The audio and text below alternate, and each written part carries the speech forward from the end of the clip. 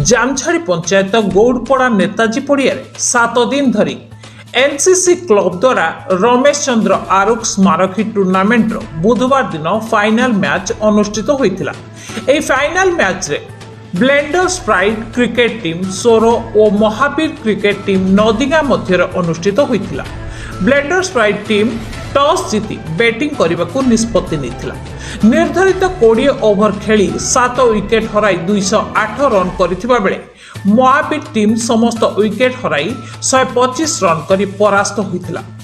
एही रमेश चंद्र आरुख स्मारकी टूर्नामेंट रे समुदाय 8 गोटी टीम यथा Talnagar cricket team Talnagar, Bati youth cricket team Bati, blender sprite cricket team Soro, Kalasuni cricket team Kalasuni, Mahavir cricket team Nadigaon, NCC cricket team Jamjhadi, NCC cricket team Mangalpur team अंशग्रहण करथिले।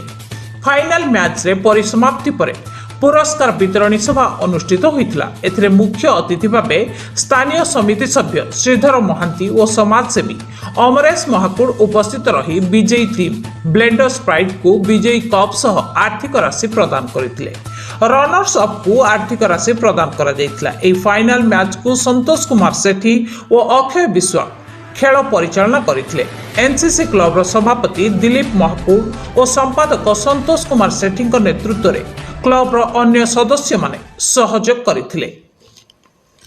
महांती जामझाड़ी रमेश चंद्र आरुख क्रिकेट टूर्नामेंट आज उद्यापन दिवस।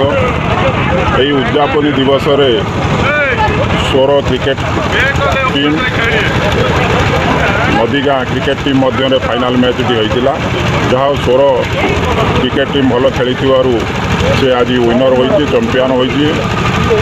एनसीसी क्रिकेट टीम रो समस्त कर्मकर्ता ये मैच टी एवं रमेश चंद्र आरुख स्मारकी क्रिकेट टूर्नामेंट को सुंदर भाव में आयोजन कर धन्यवाद दूची।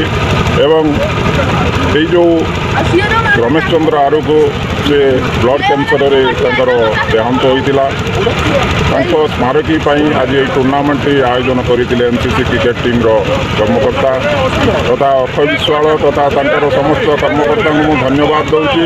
ये टूर्नामेंट टी से सुचारू रूपे आयोजन कर समस्त सभ्यों को धन्यवाद दे मोर नेताजी क्रिकेट क्लब तरफ आज रमेश चंद्र आरुख स्मारकी क्रिकेट टूर्नामेंट रे आज समस्त कर्मकर्ता मोर 2021 नववर्ष अभिनंदन।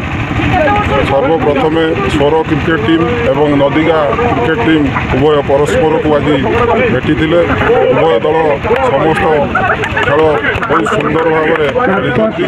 अक्षय कुमार विश्वाल नेताजी क्रिकेट टीम जन सदस्य मुझे छोट बेलू पड़िया देखी आसती आमर जो गुरुजन मैंने कॉर्क बॉल टूर्नामेंट करती। ये टूर्नामेंट आम से दिन देखी जो आम ना डका होता अक्षय विश्वाल लाइन्समैन बॉल टिया कितु आम जो दायित्व नेलु आम दीर्घ 17 वर्ष टूर्नामेंट जारी रखी।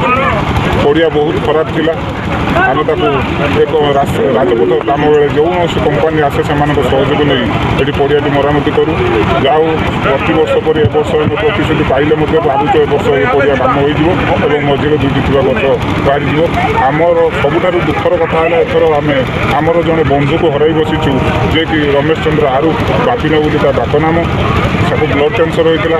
बहु चेष्टा पर आमर क्लब पिला रोटेशन भाव में ब्लड देले आम बचाई पारूँ ना।